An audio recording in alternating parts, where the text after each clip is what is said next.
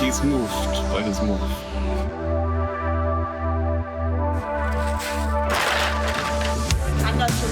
Das war echt das Schnitzel. Nice.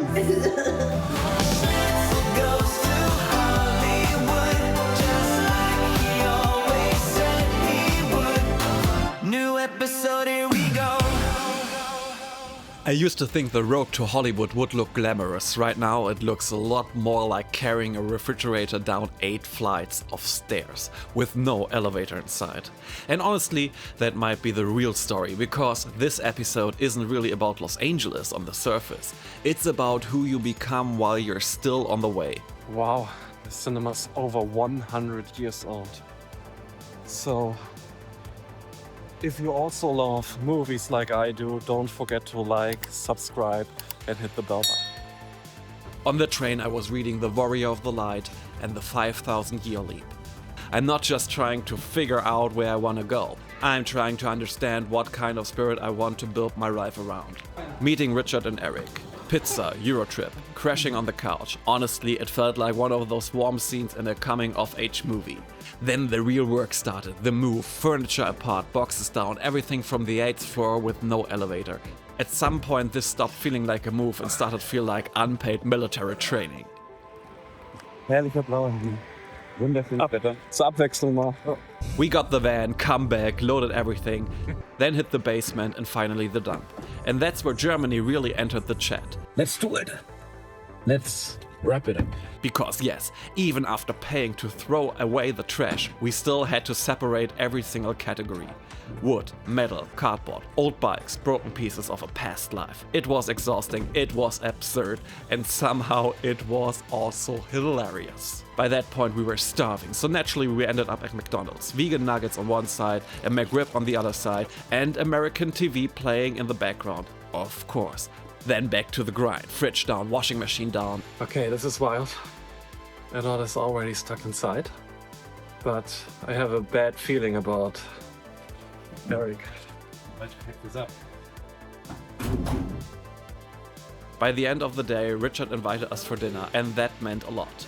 Because underneath all the chaos, this story was really about friendship, showing up for people, helping carry someone else's life into the next chapter. The ride back to Berlin felt cinematic, and 8 straight hours of Taylor Swift because apparently my soul had gone into lyrical withdrawal. Then Berlin, snow chaos, döner, survival food, and straight into what honestly feels the most to me. Julia and I said we'd only cut for 1 or 2 hours after finishing our client work, which, as you can imagine, was a beautiful lie.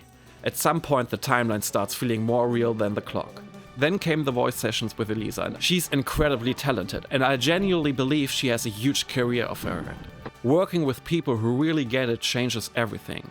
That's when the dream stops feeling lonely. That's when it starts becoming something bigger. Because maybe Los Angeles isn't only a destination, maybe it's already the discipline, in the friendship, in the faith, in the late night. Wie sie hier ist. Komm her, sie kommst her. Kali.